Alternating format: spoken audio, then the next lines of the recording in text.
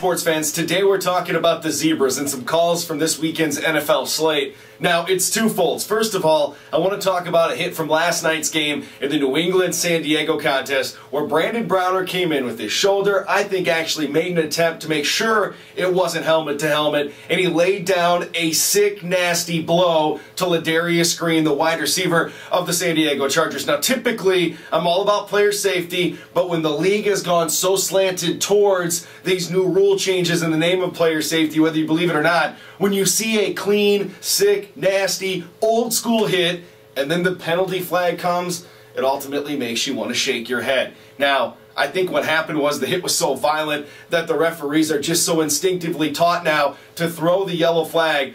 But in these cases, when we're talking about 15 yards or big-time personal foul penalties or pass interference calls that are really questionable, I think this is a time where a coach should be able to challenge in some sort of fashion, especially when you're talking about maybe a possibly game-changing play, as that could have been. Now, the Patriots went on to win, and it wasn't costly, but at the end of the day, it could be. Now, on the other side of things, there was a touchdown in the Denver-Buffalo game, and two referees, or two officials, are seen giving each other a little hand pound, something like this, at the end zone, at the goal line. Now, after the game, one of the Bills safeties tweeted out the Vine and ultimately had some very harsh words for the officials, saying he can't play against 16, he's used to playing against 11. Now, it looked bad. I don't think it is as bad as it appears. I don't think they were cheering on a Broncos touchdown. I don't think either of them had any coin in Vegas on the game. I ultimately think that they were conferring with each other, agreed that it was a touchdown, and then gave each other a little dap. But from perception to reality sometimes is a big gap,